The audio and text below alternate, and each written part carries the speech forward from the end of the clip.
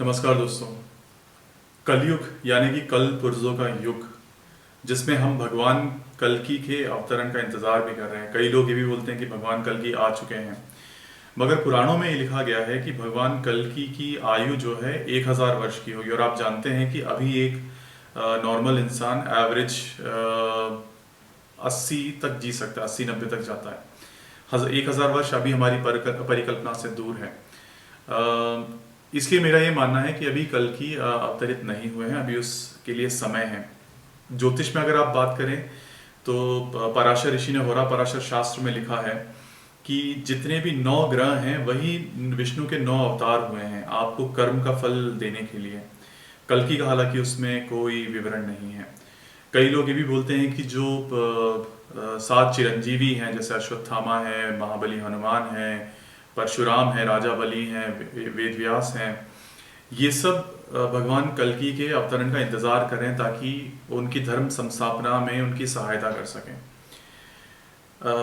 दूसरा, अगर आप टेक्नोलॉजी के पर्सपेक्टिव से इस चीज़ को देखें तो हमारे पास ऑलरेडी क्रिस्पर टेक्नोलॉजी है जो डीएनए को एडिट करने की क्षमता रखता है। डीएनए को हम मॉडिफाई कर सकते हैं।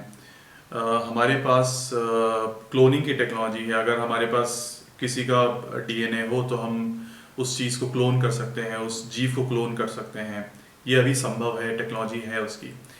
अब आप जगन्नाथ मंदिर के बारे में पढ़िएगा ज़रा। जगन्नाथ मंदिर के बारे में कहा जाता है कि वहाँ पे अभी भी जो 3 मूर्तियाँ हैं उसमें से एक मूर्ति में भगवान कृष्ण का हृदय रखा जाता है। और कलयुग का आरंभ ही भगवान कृष्ण की मृत्यु के साथ हुआ था। और ऐसा माना जाता है कि जब उनके शरीर को जलाया गया था तो उनका हृदय बच गया था, जो जगन्नाथपुरी में जिसकी स्थापना हुई, और मूर्ति के अंदर उसको रखा जाता है। और कुछ सालों में उस नीम की लकड़ी से बनी मूर्ति को बदलने की एक प्रक्रिया भी है।